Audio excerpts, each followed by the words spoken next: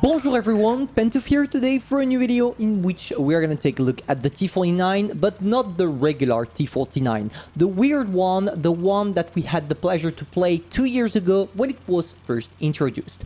And for this, obviously, you get it, we are not taking a look at one of my replays, but rather a Russian one, from which I'm gonna give a shout out to Lux Z Boy for the replay.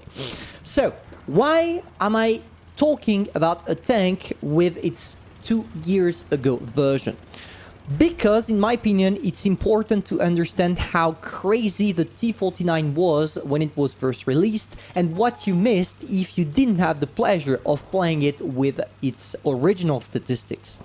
You gotta understand one thing about the tank, and that forces me to do a quick history of the tank.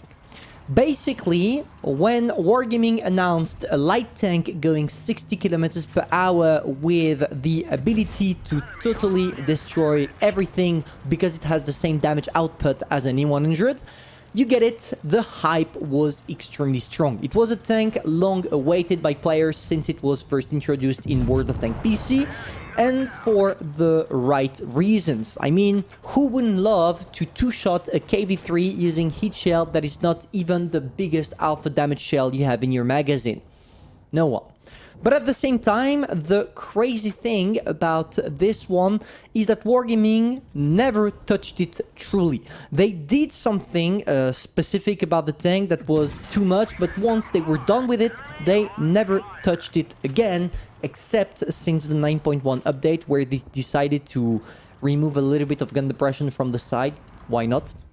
But let's go straight into the subject. What is problematic with this tank, or what was problematic, is the statistics that you don't have access to when you are taking a look at the tank in the garage. Because we're going to talk about module damage. What is module damage, you're going to ask? Module damage is your capacity per shot to inflict module damage, which is roughly killing crew members or worse, destroying parts of the tank like engine, ammorack, putting it on fire, etc, etc.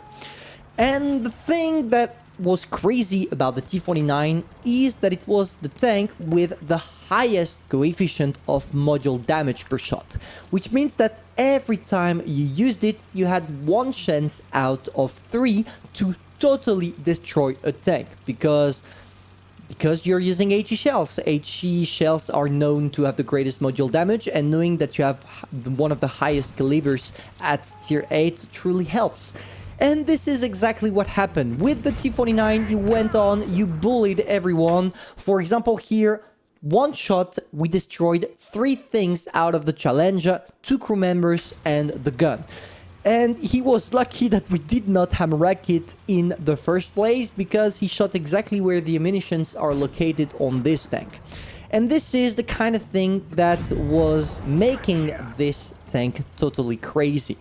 And of course, Wargaming had to do something about it, because when you started seeing platoons of T49, you knew it was over for you. If the guy knew how to play, you didn't stand a chance. I mean, what do you want to do? The guy is coming to you, he's just destroying the hell out of everyone and everything. 2 ammoracks because of 2 shots, because you have 2 players.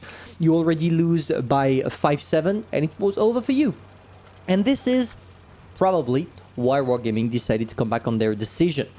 But don't worry, the T49 got replaced, because now one of the tanks that has the highest module damage is the Smasher. And you see how terrible the Smasher is, how broken it is. So just imagine a Smasher with 60 kilometers per hour, and you get what you're seeing currently on screen. So, I gotta be honest with you, I miss the T49 from the good old days. But at the same time, you have to understand why Wargaming did that. You can't allow yourself to get such tanks running all around the places, because if it was the case, you knew that a lot of players would have quit, or at least not play tier 8 anymore. And I think that tier 8 is probably one of the most profitable tiers because of how many premiums Wargaming is pulling out of this tier. But I don't know, maybe they could have gone for another nerf, like In my opinion, it's logical that tanks with such caliber, when they penetrate, inflict a lot of damage. But not only hit points damage, also module damage. So maybe that wargaming could have changed something else, like improving maybe the reload time to keep the same module damage. To be fair, I don't know. I feel like it would have been a bad idea, and that they did for the best by just limiting the number of amoracks you can pull out of this thing. But is it really something we want to keep? Would you like to see? Let's ask the question this way. Would you like to see this tank being implemented again, but with the new statistics, the crazy statistics? I don't know, maybe like as a premium, and people are gonna hate me for that, but as a premium, with the same module damage, but definitely a worse reload time. Would you buy such a tank or not? Personally, if it can remind me of the good old days, it would be cool, but at the same time, it would feel a little bit pay to win or pay to nostalgia in this case.